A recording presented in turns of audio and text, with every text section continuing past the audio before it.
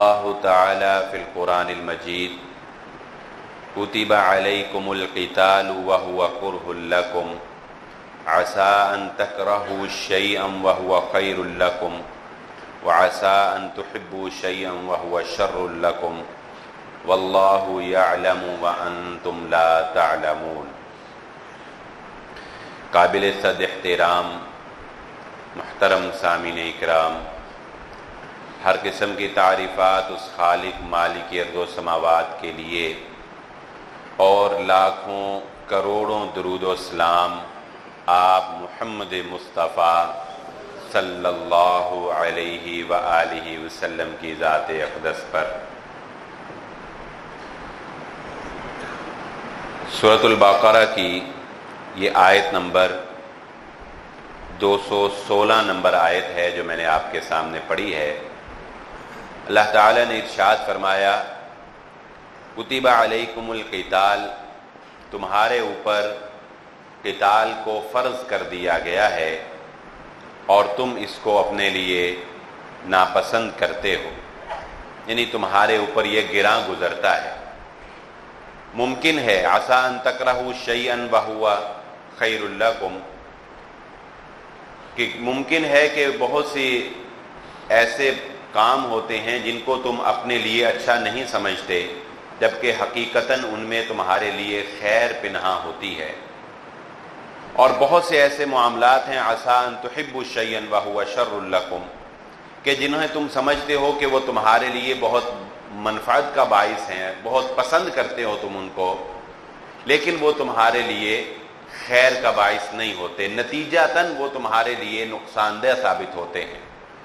واللہ یعلم وانتم لا تعلمون، کسی بھی معاملے کا حقیقی انجام اچھا ہے یا برا ہے یہ اللہ جانتا ہے، تم نہیں جانتے۔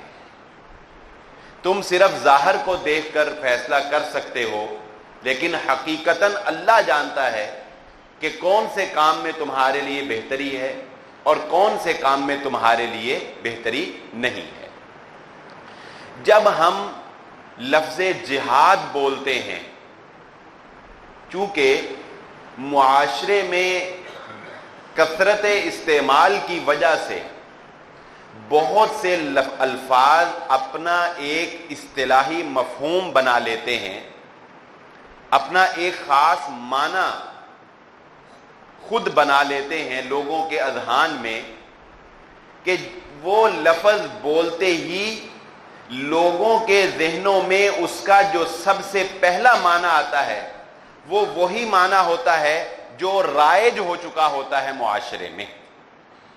میں مثال سے بات سمجھاؤں گا تو آپ کو بات سمجھ میں آ جائے گی کہ جب بھی ہم لفظ جہاد بولتے ہیں، اللہ کے راستے میں جہاد کرنا، تو پہلا معنی جو ہمارے ذہنوں میں آتا ہے وہ قتال کا آتا ہے، لڑائی کرنے کا، جنگ کرنے کا، کافروں کے ساتھ لڑنے کا۔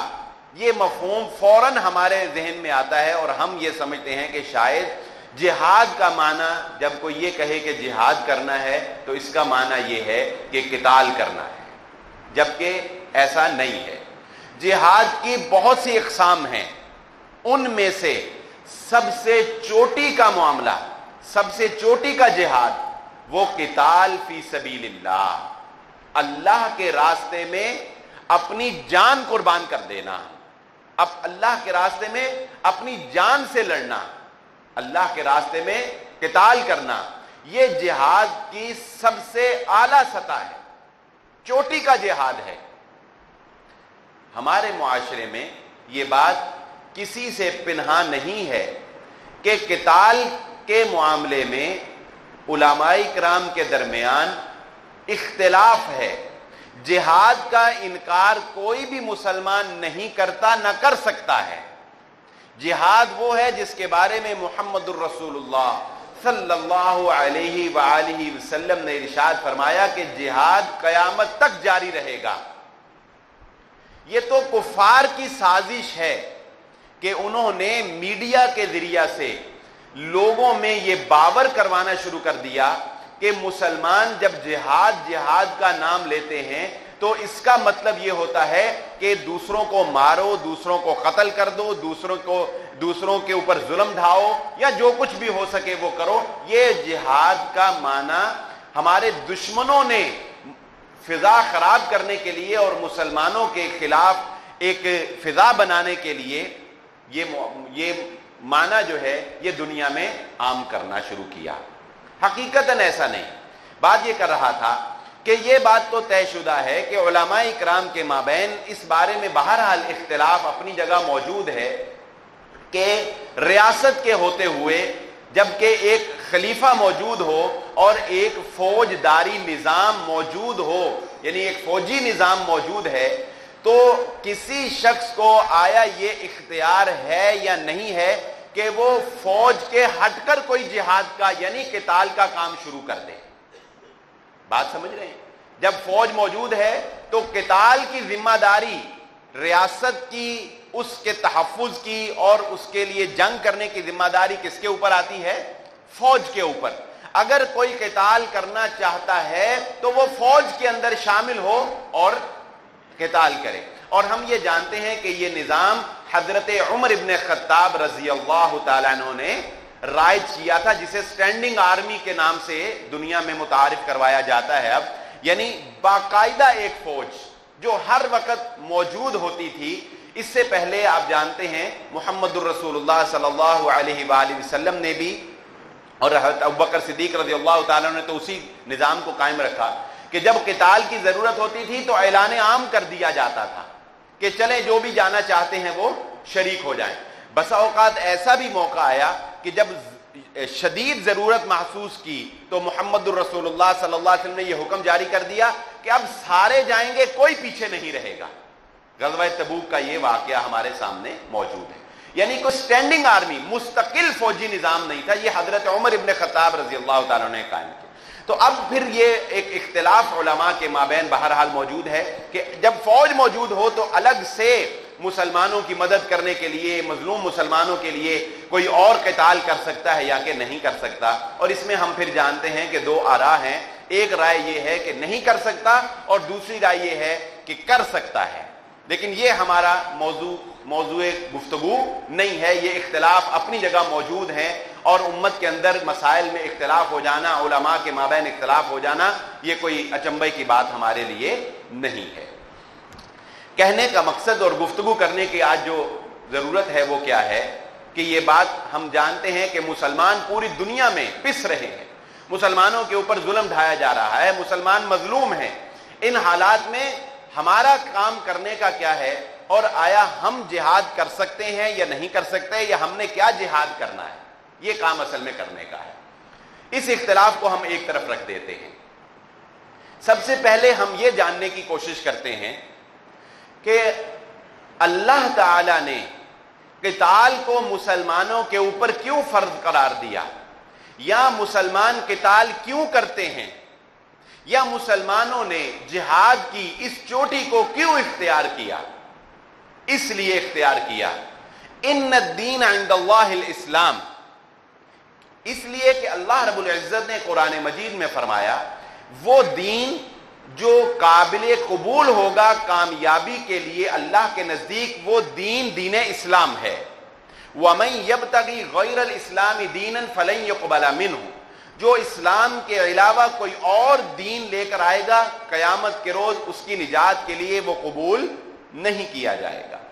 اس زمین کا خالق، انسانوں کا خالق، ہمیں پیدا کرنے والا، نظام کو چلانے والی ذات کون ہے؟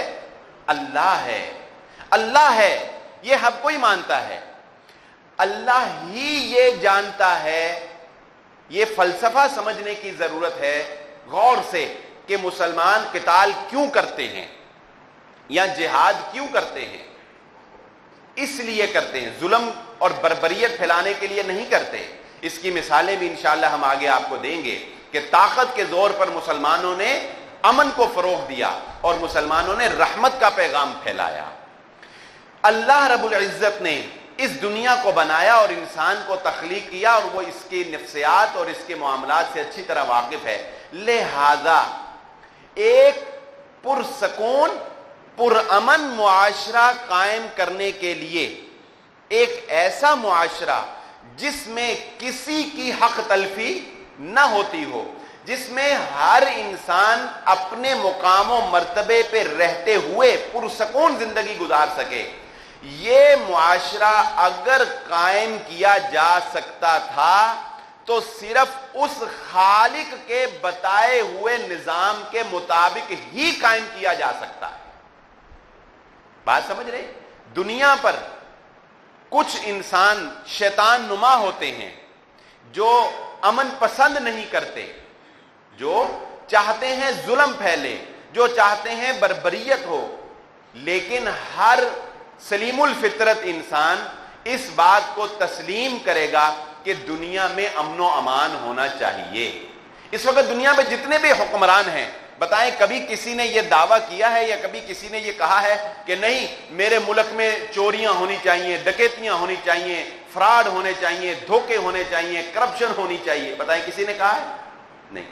ہر کوئی کیا کہتا ہے اور کیا چاہتا ہے کہ میں اپنی رعایا اور اپنی عوام کو امن دوں، امن و امان دوں، سکون دوں، سچ کا بول بالا ہو، انصاف کا بول بالا ہو، حق تلفیاں نہ ہوں، کرپشن نہ ہو، ایمانداری ہو۔ ہر کوئی یہ کہتا ہے، چاہے کافروں کی حکومت ہے چاہے مسلمانوں کی حکومت۔ لیکن ایسا نظام قائم کرنے سے دنیا قاصر نظر آتی ہے۔ کیوں؟ کیونکہ ایسا نظام وہی قائم کر سکتا ہے جو ہمارا خالق ہے، جس نے ہمیں بنایا، جو یہ جانتا ہے کہ انسان کی سوچ کیسی ہے، یہ کیا سوچتا ہے، کیسا چلتا ہے، کیسا مزاج ہے۔ ہم دنیا میں امن و امان اس وقت قائم کر سکتے ہیں جب ہم خالق کے بنائے ہوئے نظام کو نافذ کر دیں، اور یہ صرف دعویٰ کتابی نہیں ہے۔ قرآن سچی کتاب ہے، اس کے اپنے دلائل، لیکن یہ دعویٰ مسلمانوں کا صرف کتابی نہیں بلکہ مسلمانوں نے ایسا معاشرہ قائم کر کے دکھایا ہے۔ ایسا معاشرہ مسلمانوں نے مدینہ کی ریاست میں حضرت ابوبکر صدیق رضی اللہ تعالیٰ عنہ نے، خلفائے راشدین نے ایسا نظام قائم کر کے دکھایا ہے کہ جس نظام میں اگر کوئی غیر مسلم بھی رہتا ہے، جزیہ بھی دیتا ہے، تو وہ خوش و خرم زندگی گزار رہا ہے، اور وہ خوش ہے کہ وہ جزیہ دے کے مسلمانوں کی حکومت میں زندگی گزار رہا ہے۔ یہ نظام قائم کر کے دکھایا۔ لہذا مسلمانوں کو اللہ رب العزت یہ ذمہ داری عائد کرتے ہیں کہ تم نکلو اور کوشش کرو اور اللہ کے اس دین کو پوری دنیا کے اوپر نفاذ کے لیے کوشش کرو، تاکہ پوری دنیا پرسکون ہو جائے، تاکہ پوری دنیا پر امن و امان قائم ہو جائے، تاکہ پوری دنیا پر راحت اور چین اور اللہ کا قانون نافذ ہو جائے، تاکہ پوری دنیا کو ان کے حقوق دیے جا سکیں۔ اب جب مسلمان اس کے لیے کوشش کرتے ہیں تو جو کوئی بھی اللہ کے اس نظام کو نافذ کرنے میں رکاوٹ پیدا کرتا ہے، اگر وہ جزیہ دے کر رہتا ہے، جس عام کا جو نظام ہے، تو کیا ہے؟ ٹھیک ہے، ہم کسی کو جبرن مسلمان نہیں کرتے، لا اکراہ فی الدین قد تبین الرشد من الغی، کسی پر کوئی جبر نہیں ہے کہ وہ زبردستی مسلمان ہو، لیکن وہ جزیہ دے کر کیوں رہے گا؟ کیونکہ جب وہ جزیہ دے گا تو مسلمان وہاں پر اسی جزیے کے پیسے کو استعمال کرتے ہوئے ان کے تحفظ کے لیے فوجی نظام قائم کریں گے، عدالتیں قائم کریں گے، وہاں حاکمیت اللہ کی ہوگی، نظام اسلام کا چلے گا، اور مسلمان ان کے تحفظ کی ضمانت دیتے ہیں اگر کسی سے جزیہ لیتے ہیں۔ ایسے ہی نہیں کہ بس تم ہمیں پیسے دیتے جاؤ، نہیں، ان کے تحفظ کی ضمانت، ان کی جان مال عزت کی، ان کی عبادت گاہوں کی حفاظت کی ضمانت مسلمان اپنے اوپر لیتے ہیں، ایک بھار ہے جو اپنے اوپر لیتے ہیں، اور پھر ان سے یہ جزیہ قبول کرتے ہیں۔ لیکن نظام اللہ کا نظام آ جاتا ہے، کیوں؟ کیونکہ کسی کی پھر حق تلفی نہیں ہوتی، پھر امن و امان قائم ہو جاتا ہے۔ جو اس راستے میں رکاوٹ پیدا کرتا ہے اس کے لیے پھر اللہ رب العزت فرماتے ہیں کہ آخری حربہ یہ ہے کہ قتال کرو، تاکہ وہ امن و امان کے راستے میں جو رکاوٹ بن رہا ہے اس رکاوٹ کو ختم کر دیا جائے۔ مسلمان خطوں پر اپنا تسلط قائم کرنے کے لیے جنگ نہیں کرتا، مسلمان زمین فتح کرنے کے لیے جنگ نہیں کرتا۔ اب سمجھیں کہ مسلمان جنگ کیوں کرتا ہے؟ مسلمان جنگ آخری حربہ ہے اور اس لیے کرتا ہے تاکہ اللہ کے نظام کو نافذ کرنے میں، کیوں نافذ کرنا ہے؟ کیونکہ امن و امان اور دنیا کے سکون کے لیے ضروری ہے۔ جو اس میں رکاوٹ پیدا کرتا ہے مسلمان اس کو راستے سے ہٹاتے ہیں تاکہ دنیا پر پرسکون طریقے سے اللہ کا نظام قائم ہو جائے، اور اس کی مثال تاریخ آپ کو دے گی۔ یہ تو تھی قتال کی بات۔ اب آئیے جہاد کا ایک عمومی معنی کیا ہے؟ جہاد کا ایک عمومی معنی یہ ہے جو آپ کو محمد الرسول اللہ صلی اللہ علیہ وآلہ وسلم کی بے شمار احادیث سے ملے گا کہ آپ صلی اللہ علیہ وآلہ وسلم نے بعض روایات میں یہ بات بھی ارشاد فرمائی کہ جہاد کرو اپنے مالوں کے ساتھ اور اپنی زبان کے ساتھ۔ کیا معنی؟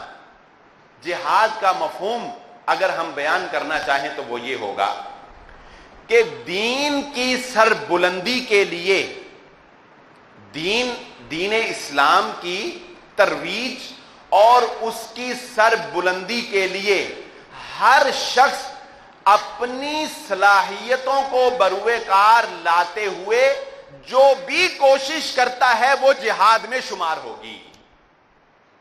بات سمجھ رہے ہیں؟ اپنی صلاحیت، مثال کے طور پہ ایک شخص ہے، اس کے پاس وہ قتال نہیں کر سکتا، اس کے اندر صلاحیت نہیں ہے یا مواقع میسر نہیں ہے، وہ کیا کرے؟ وہ اس کے پاس لکھنے کی طاقت ہے، وہ بڑا اچھا مصنف ہے، وہ کیا کرے؟ وہ یہ کرے کہ اپنے اس ہنر کو استعمال کرے اور اسلام کے فروغ کے لیے کتابیں لکھے، اسلام کے لیے لکھنا شروع کرے، آرٹیکلز لکھے۔ ایک شخص جو ہے وہ گویائی اچھی رکھتا ہے، بولنے کی صلاحیت ہے اس کے اندر، اس کو چاہیے جو لوگوں کو تبلیغ کرے، لوگوں کو دعوت دے، اسلام کی اشاعت کرے، اسلام کے فروغ کے لیے اپنی زبان استعمال کرے۔ ایک شخص مالدار ہے، بہت مال رکھتا ہے، وہ اور کچھ نہیں کر سکتا کیونکہ مال کمانے میں مصروف ہے، مسلمان سچا ہے، وہ کیا کرے؟ وہ اپنا مال اللہ کے دین کی اشاعت، اللہ کے دین کے فروغ کے لیے استعمال کرے۔ اور آخری صورت ہوتی ہے جو کہ میں نے ذکر کی کہ پھر قتال تو ہے ہی ہے، پھر جب اس کا موقع آتا ہے پھر ہر شخص کے اوپر بھی کبھی وہ فرض ہو جایا کرتا ہے اور کبھی وہ فرض کفایہ بھی ہوا کرتا ہے۔ یہ ایک الگ الگ صورتیں ہیں کہ جہاد اب فرض کفایہ ہے اور فرض عین کب ہوتا ہے، کہ جس طرح کہ غزوہ تبوک پر اس کو فرض عین قرار دے دیا گیا کہ محمد الرسول اللہ صلی اللہ علیہ وآلہ وسلم نے کہا سارے نکلو، تو جو نہیں نکلا 50 دن بعد ان کی توبہ جا کر قبول ہوئی، حضرت کعب بن مالک، حضرت حلال بن امیہ اور مرارہ بن ربیع رضی اللہ تعالی عنہ۔ اب آئیے میں آپ کے سامنے ایک آدھی زیادہ نہیں، ایک آدھی مثال رکھ کے یہ بات آپ کو سمجھا دیتا ہوں کہ جہاد یعنی قتال وہ رحمت کیسے بنتا ہے۔ محمد الرسول اللہ صلی اللہ علیہ وآلہ وسلم کی ذات اقدس ہی ہمارے لیے بہترین نمونہ ہے۔ لقد کان لکم فی رسول اللہ اسوۃ حسنہ۔ آپ نے ایک بہترین فتح حاصل کی، اور وہ فتح کون سی فتح تھی؟ وہ فتح مکہ کے نام سے جانی جاتی ہے تاریخ میں۔ ہوا کیا تھا؟ ہوا یہ کہ محمد الرسول اللہ صلی اللہ علیہ وآلہ وسلم کو اس شہر مکہ میں تکالیف دی گئی، آپ کے اوپر پتھر برسائے گئے، آپ کو لہو لہان بھی کیا گیا، آپ کو ہر طرح کی اذیت دی گئی، آپ کو جان سے ختم کر دینے کی پلاننگ بھی کی گئی، حتیٰ کہ آپ کو اتنا مجبور کر دیا گیا کہ آپ اپنے شہر مکہ سے محبت کے باوجود اس کو چھوڑنے پر مجبور ہو گئے۔ تصور کریں کہ ایسا شخص فاتحانہ داخل ہو رہا ہے ایک ایسے شہر میں جہاں پر اس پر ظلم کے پہاڑ توڑے گئے تھے، اور آج اس نے اس شہر کو فتح کر لیا ہے، تو بتائیں اس کی کیفیت، اس کے جوش و جذبے کی کیفیت کیا ہوگی؟ اگر وہ انتقام لینا چاہے تو ایک ایک کے جوڑ پر ضرب لگا سکتا ہے، لیکن آپ نے طاقت کو رحمت کیسے بنا دیا، اور مسلمان غلبہ حاصل کر کے دنیا میں کیسے امن قائم کر کے دکھاتے ہیں، اس کی بہترین مثال محمد الرسول اللہ صلی اللہ علیہ وسلم کا یہ واقعہ آپ کو پیش کر کے دکھا دیتا ہوں کہ طاقت کے زور پر ظلم اور زیادتی کی داستانیں رقم کرنے والے سنیں، غور سے سنیں اور بتائیں لوگوں کو جا کر کہ حضرت عثمان بن طلحہ رضی اللہ تعالیٰ عنہ فرماتے ہیں بیت اللہ کی چابیاں میرے پاس ہوا کرتی تھیں زمانہ جاہلیت میں. میں سوموار اور جمعرات کو قریش مکہ کے سرداروں کے فیصلے کے مطابق بیت اللہ کے دروازہ کو کھولا کرتا تھا. اور یہ تو آپ جانتے ہیں نا کہ بیت اللہ کا دروازہ زمین سے اونچا اسی لیے انہوں نے رکھا ہوا تھا کہ تاکہ جو بھی بیت اللہ کے اندر جانا چاہے وہ ہماری مرضی سے ہی جا سکے. سیڑھی لگا کر دیں گے, دروازہ کھولیں گے تو کوئی جائے گا. کہنے لگے ایک دن محمد الرسول اللہ صلی اللہ علیہ وآلہ وسلم تشریف لائے.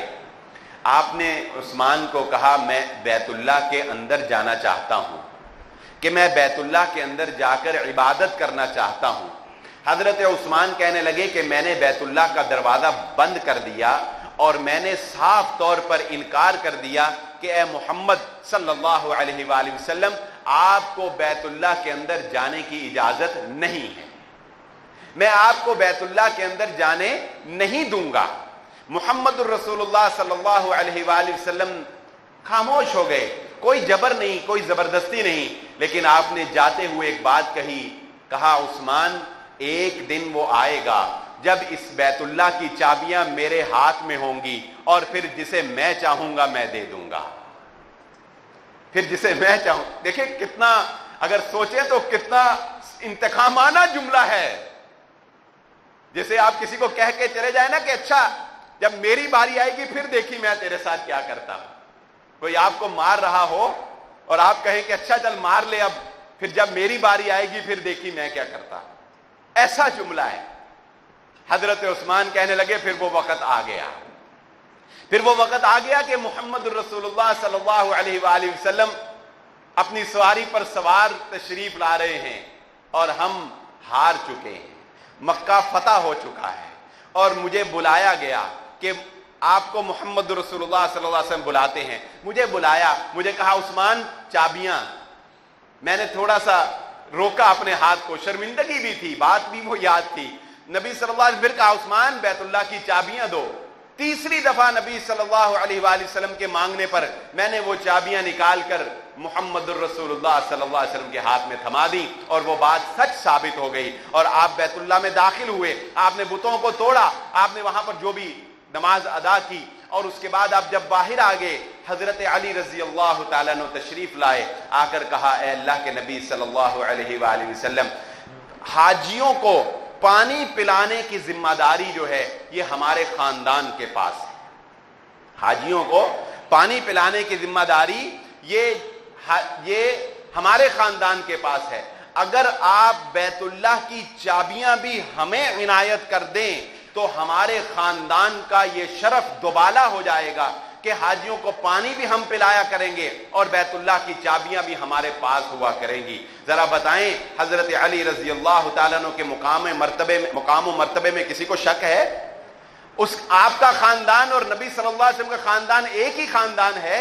آپ کے داماد بھی ہیں, چچا کے بیٹے بھی ہیں, نہ جانے کیسی کیسی نسبتیں ہیں, مگر محمد الرسول اللہ صلی اللہ علیہ وسلم نے فرمایا عثمان بن طلحہ کو بلاؤ, عثمان بن طلحہ کو بلاؤ. عثمان بن طلحہ کو بلایا گیا. نبی صلی اللہ علیہ وآلہ وسلم نے ان کے ہاتھ میں بیت اللہ کی چابیاں رکھتے ہوئے کہا عثمان جاؤ, بیت اللہ کی چابیاں میں تمہیں سونپتا ہوں اور یہ ہمیشہ تمہارے خاندان میں ہی رہیں گی, اور جو تم سے یہ لینے کی کوشش کرے گا وہ ظالم ٹھہرے گا. دنیا جانتی ہے آج بھی بیت اللہ کی چابیاں جس خاندان کے پاس ہیں وہ خاندان حضرت عثمان بن طلحہ رضی اللہ تعالیٰ عنہ کا خاندان ہے. بادشاہ وقت بھی اگر جاتا ہے تو چابی اسی خاندان کے فرزند سے بلا کر کھلوا کر پھر بیت اللہ کے اندر داخل ہو. تو بتائیں یہ قتال رحمت تھا کہ نہیں تھا؟ بتائیں یہ امن و امان کا فروغ تھا کہ نہیں تھا؟ مسلمان تو وہ ہوتا ہے کہ جس کے بارے میں تاریخ میں ایک سنہرا واقعہ, شاید کہ بر صغیر کی تاریخ جن لوگوں نے پڑھی ہے یہ واقعہ بھی ان کی نظر سے گزرا ہو. میں اختصار کے ساتھ صرف واقعہ بیان کر دیتا ہوں, تاریخ میں ایسی بہت مثالیں ہیں. افسوس کہ اب تو انصاف نہ رہا اور مسلمانوں کے خون سفید ہو گئے اور ناانصافی کا دورہ اور اپنوں ہی کے گریبان چاک ہونے لگے اور اپنے ہی کے حقوق جو ہیں وہ پامال ہونے لگے. لیکن ایک وقت وہ بھی تھا اور ایسے عظیم لوگ بھی دنیا میں موجود تھے کہ جس وقت بر صغیر کی تاریخ میں یہ جملے آج بھی سنہری حروف سے رقم ہیں: اسلام جیت گیا اور مسلمان ہار گئے. اسلام جیت گیا اور مسلمان ہار گئے. کیسے ہار گئے مسلمان اور اسلام کیسے جیت گیا؟ کہ اگرچہ معاملہ اپنوں کے خلاف بھی ہو مسلمان کبھی غلط فیصلہ نہیں کرتا. ایک ہندو اور ایک مسلمان کے درمیان ایک زمین کا جھگڑا پیدا ہو گیا. یہ مثال یاد آ جاتی ہے کہ محمد الرسول اللہ صلی اللہ علیہ وآلہ وسلم کے لوگ دشمن ہیں. یعنی تصور کریں، لوگ آپ کے خلاف ہیں، آپ کے دشمن ہیں، آپ کو نعوذ باللہ ختم کر دینا چاہتے ہیں، اور اس کے باوجود عالم یہ ہے کہ اپنی امانتیں لا کر محمد الرسول اللہ صلی اللہ علیہ وسلم کے پاس رکھواتے ہیں. آپ کو صادق اور امین بھی کہہ رہے ہیں، آپ کو امانت دار بھی کہہ رہے ہیں، امانتیں آپ کے پاس ہیں، اور مخالفت اپنی جگہ قائم. ایک ہندو اور ایک مسلمان کے مابین ایک زمین کا جھگڑا پیدا ہو گیا. ہندوؤں نے، اور یہ ایک تعصب بڑھتا گیا اور مسلمان وہ فردن نہ رہا، مسلمان کی بھی ایک جماعت بن گئی، ہندوؤں کی بھی ایک جماعت بن گئی، آپس میں ایک تصادم کی کیفیت سے بن گئی. اس نے کہا میں یہ اگر زمین میرے نام ہو گئی یہاں مسجد بنا دوں گا، ہندوؤں نے کہا ہم مندر بنا دیں گے. بہرحال لمبی بات ہے، مختصر یہ ہے کہ ہندوؤں نے کہا کہ فلاں مفتی صاحب ہیں مسلمانوں کے، شاہ عبد العزیز محدث دہلوی رحمہ اللہ کے شاگرد تھے، ہم ان سے فیصلہ کروا لیتے ہیں، جو وہ فیصلہ کر دیں گے ہمیں منظور ہے. انگریز حکومت میں مسلمانوں کے تو وہ مفتی ہی تھے، مسلمانوں نے کہا جی بالکل ٹھیک، ہمیں کیوں نہیں منظور، جو وہ فیصلہ کر دیں گے ہمیں منظور ہے.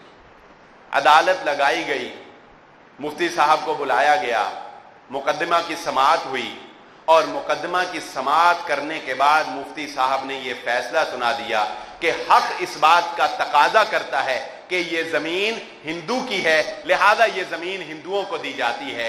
جج نے فیصلہ لکھ دیا، اسلام جیت گیا، مسلمان ہار گئے. اسلام جیت گیا، مسلمان ہار. یعنی مقدمہ تو مسلمان ہار گئے لیکن اسلام نہیں ہارا. یہ ہے اسلام، یہ ہے مسلمان، یہ ہے اسلام کی پہچان کہ مسلمان کا جب انصاف کا معاملہ آتا ہے، جب عدل کا معاملہ آتا ہے، پھر اس کے اپنوں کے خلاف بھی اگر فیصلہ جاتا ہو تو مسلمان اس فیصلے کو نافذ کر دیتا ہے. یہ مسلمان جو مغلوب ہو کر بھی اتنے عدل والے فیصلے کر رہا ہے، جب یہ غالب ہوتا ہے تب بھی یہ کسی کی حق تلفی نہیں ہونے دیتا.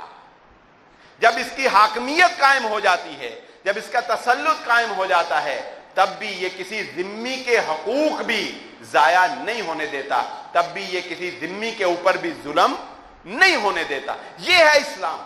اس لیے مسلمان جہاد کرتے ہیں، اس لیے مسلمان یہ چاہتے ہیں کہ دنیا کے اوپر اسلام نافذ ہو جائے، اس لیے مسلمان یہ واویلا کرتے ہیں، اس لیے مسلمان لوگوں کو یہ بتانا چاہتے ہیں کہ یہ دین اسلام رحمت کا دین ہے، یہ دین اسلام امن و امان کا دین ہے. وَلَكُمْ فِي الْقِصَاصِ حَيَاتٌ يَا أُولِي الْأَلْبَابِ.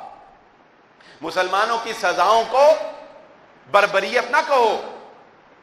قتل کی سزا قتل ہے تو دیکھو اس کے اندر تمہارے لیے زندگی پنہا ہے. یہ اس کی تشریح ہے کہ بہت سی ایسی چیزیں ہیں جس کو تم ناپسند کرتے ہو لیکن حقیقتاً وہ تمہارے لیے سکون کا باعث ہے. جو شخص کسی دوسرے کی ناحق جان لیتا ہے، اسلام کہتا ہے اس کو اپنی جان رکھنے کا حق اب ہم نہیں دیتے. کسی دوسرے کی ناحق جان لی، لہذا اسلام کہتا ہے تجھے اپنی جان بھی باقی رکھنے کا حق اب ہم نہیں دیتے، لہذا قتل کے بدلے قتل ہوگا. اور جب یہ سزا نافذ ہوگی تو کوئی بھی انسان 1000 دفعہ سوچے گا کسی کی ناحق جان لینے سے پہلے کہ اگر اس کی لوں گا تو میری اپنی بھی باقی نہیں رہے گی، اگر اس کی ناحق لی تو میری اپنی بھی باقی۔ کسی کی عزت کو تار تار کرنے سے پہلے وہ 100 دفعہ سوچے گا کہ میری پیٹھ پر 80 کوڑے لگیں گے اگر میں نے کسی پاک دامن کے اوپر تہمت لگائی تو۔ بتائیں کون چاہتا ہے کہ اس کی عزت کا جنازہ نکلے؟ کون چاہتا ہے کہ اس کی ماں بہن بیٹی کی عزتیں نیلام ہوں؟ اسلام عزتوں کی حفاظت چاہتا ہے، اسلام عزتوں کا تحفظ چاہتا ہے، اسلام امن و امان چاہتا ہے۔ کون چاہتا ہے کہ اس کا مال ضائع ہو؟ جو شخص اپنے ہاتھ کو کسی مال، کسی ایماندار، کسی دیانتدار، کسی محنت سے کمائے ہوئے، چاہے وہ مسلم ہو یا غیر مسلم ہو، اگر کوئی شخص اپنے ہاتھ کو کسی کا مال چوری کرنے کے لیے استعمال کرتا ہے، اسلام کہتا ہے اب اس کے پاس اس کا ہاتھ نہیں رہنا چاہیے۔ کیوں؟ کیونکہ اس نے مسلمان کے مال کی طرف ناحق ہاتھ بڑھایا ہے، تاکہ دوبارہ یہ کام نہ کر سکیں۔ اور یہ تو کر نہیں سکے گا، جو اس کو دیکھ لے گا وہ بھی کرنے سے پہلے 1000 مرتبہ سوچے گا۔ تو بتاؤ پھر اسلام امن پھیلانا چاہتا ہے یا اسلام بدامنی پھیلاتا ہے؟ دنیا میں کوئی ایسا نظام قائم نہیں کر سکا، نہ چشم فلک نے آج تک ایسا نظام دیکھا ہے کہ جو نظام سیدنا عمر ابن خطاب رضی اللہ تعالیٰ عنہ کے دور میں قائم ہو چکا، جو محمد الرسول اللہ صلی اللہ علیہ وآلہ وسلم نے قائم کر کے دکھا دیا۔ ایک آخری بات کر کے بات کو ختم کرتے ہیں۔ یہ ہمیشہ سے ہی کفار کا بھی طریقہ رہا ہے اور مخالفین کا بھی طریقہ رہا ہے کہ وہ کیا کرتے ہیں؟ وہ یہ کرتے ہیں کہ اسلام پر تنقید کرنے کے لیے یا اسلام پر اس کو ڈیگریڈ کرنے کے لیے مسلمانوں کی کسی غلطی کو بیان کر کے اسلام کو بدنام کرتے ہیں۔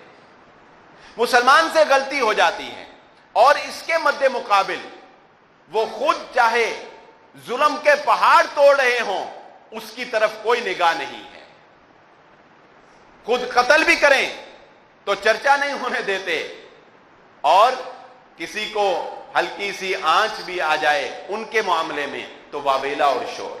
اس کی بہترین مثال اسی آیت کے آگے میں ذکر کی گئی ہے جو مجھے یاد آ گئی۔ یسألونک عن الشہر الحرام قتال فیہ قل قتال فیہ کبیر وصد عن سبیل اللہ وکفر بہ والمسجد الحرام۔ ہوا یہ مثال بڑی اہم ہے۔ آپ کو اس مثال سے انٹرنیشنل لیول پر جو مسلمانوں کے خلاف سازشیں ہوتی ہیں وہ نظر آئیں گی انشاءاللہ۔ مقبوضہ کشمیر میں یا دیگر جہاں مسلمانوں کے ساتھ ہو رہا ہے، اس کو چھپانے کے لیے کیا کہتے ہیں کہ جی یہ فلاں جگہ پر عورتوں کے ساتھ کیا ہو رہا ہے، فلاں جگہ پر عورتوں کے ساتھ زیادتی ہو رہی ہے، حقوق نسواں کی پامالی ہو رہی ہے، یہ ہو رہا ہے، وہ ہو رہا ہے، یہ ووٹنگ صحیح نہیں ہوئی، یہ جعلی ہوا، یہ سارا کچھ ہے تاکہ اثر ہدف چھپ جائے۔ دیکھیں کیسا فارمولہ ہے۔ مسلمانوں سے غلطی ہو جانا۔ رجب کا مہینہ آپ جانتے ہیں حرمت والے مہینوں میں سے ایک مہینہ ہے، اور حرمت والے مہینوں کا ادب اور احترام یہ ہمیشہ سے ہی رہا ہے، عرب معاشرے میں بھی۔ جب اسلام نہیں تھا تب بھی عرب لوگ اس کا اہتمام کرتے تھے، ان مہینوں میں وہ جنگ نہیں کرتے تھے۔ مسلمانوں کی جنگ جاری تھی اور رجب کا چاند طلوع ہو گیا۔ جنگ کو ختم کرتے کرتے کچھ جنگ جو ہے وہ رجب کے مہینہ میں داخل ہو گئی، اور کوئی قتل جو ہے وہ رجب کے مہینہ میں ہو گیا۔ چاند جو طلوع ہو گیا اور جنگ جاری تھی اس سے پہلے کہ جنگ ختم ہوتی۔ اب کفار نے کیا کہا؟ دیکھو مسلمانوں نے کیا کیا، رجب کے مہینے کا احترام نہیں کیا، دیکھو مسلمانوں نے رجب کے مہینے میں قتال کیا، دیکھو مسلمانوں نے کیا کیا۔ اللہ تعالیٰ نے اس کا بڑا پیارا جواب دیا، یسألونک عن الشہر الحرام قتال فیہ، یہ آپ سے پوچھتے ہیں نبی صلی اللہ علیہ وآلہ وسلم کہ رجب یعنی حرمت والے مہینوں میں قتال فیہ جہاد یعنی قتال کرنا کیسا ہے؟ قل قتال فیہ کبیر، کہیے کہ ان میں لڑائی کرنا بہت بڑا گناہ ہے۔ ہم مانتے ہیں کہ یہ بہت بڑا گناہ ہے، لیکن وصد عن سبیل اللہ، اللہ کے راستے سے جو تم لوگوں کو روکتے ہو، وکفر بہ، اور اللہ کے ساتھ جو کفر کرتے ہو اور اللہ کے گھر مکے والوں کو جو مکے سے نکال دیا ہے، والفتنۃ اکبر من القتل، اور جو تم فتنے پھیلاتے ہو یہ سارے بھول گئے ہو۔ مسلمانوں کا ایک جرم تمہیں یاد آتا ہے، مسلمانوں کی ایک غلطی تمہیں یاد آتی ہے؟ ہم مانتے ہیں یہ غلطی ہو گئی ہے، لیکن ذرا اپنے گریبانوں میں بھی جھانک کر دیکھو، تم نے مسجد الحرام سے مسلمانوں کو مکہ سے نکالا، یہ کوئی جرم نہیں۔ تم لوگوں کو اللہ کے راستے سے روکتے ہو، یہ کوئی جرم نہیں۔ تم فتنے فساد پھیلا رہے ہو، یہ کوئی جرم نہیں۔ وَكُفْرٌ بِهِ، اللہ کے ساتھ کفر کرتے ہو، یہ کوئی جرم نہیں۔ تو کہنے کا مقصد کیا ہے؟ کہنے کا مقصد یہ ہے، اسلام کو بدنام کرنے کی ایک یہ سازش بھی ہمیشہ سے کفار کی جانب سے رہی ہے۔ مسلمانوں کو اس کے دفاع کرنے کی ضرورت ہے، مسلمانوں کو اس سازش کو بھانپنے کی ضرورت ہے۔ اور وہ کیا کہ کسی مسلمان کی غلطی کو لے کر اسلام کو بدنام کیا جاتا ہے اور اپنے بڑے بڑے عیوب جو ہیں ان کو چھپا رکھا جاتا ہے۔ اور یہی میڈیا کا سب سے بڑا رول ہے کہ اصل حقائق کو پسے پردہ ڈال کر ایسی الجھنوں میں لوگوں کو الجھا دیا جائے جو غیر اہم اور غیر ضروری ہیں۔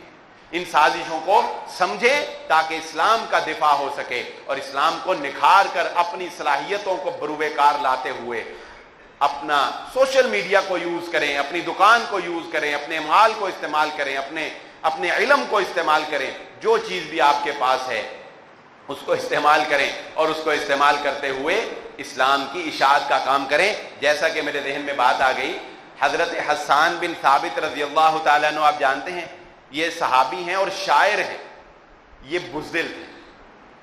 حضرت حسان بزدل تھے، آپ نے ان کا کوئی جنگی کارنامہ نہیں سنا ہوگا، کہیں نہیں سنا ہوگا کہ حضرت حسان نے تلوار اٹھائی اتنے مار دیے، لیکن کیا تھا، ایک دفعہ اللہ کے نبی صلی اللہ علیہ وآلہ وسلم نے ان کو بلایا تو اپنی زبان ہلاتے ہوئے آ رہے تھے، اپنی زبان، یہ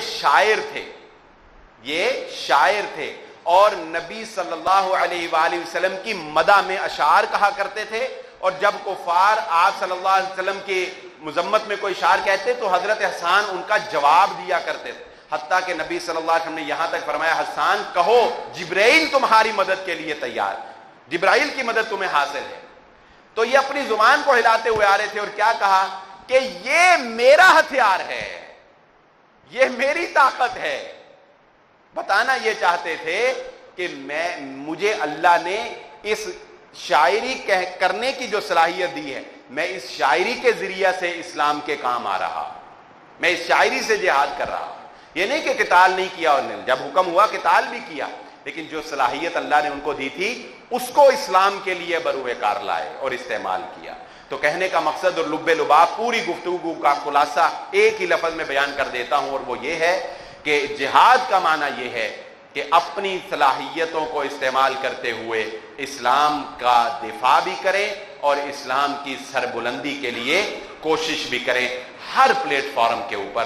اللہ رب العزت سے دعا ہے اللہ مجھے اور آپ کو جو کہا اور جو سنا سمجھنے کی اور عمل کرنے کی توفیق عطا فرمائے۔ وما علیہ البلاغ۔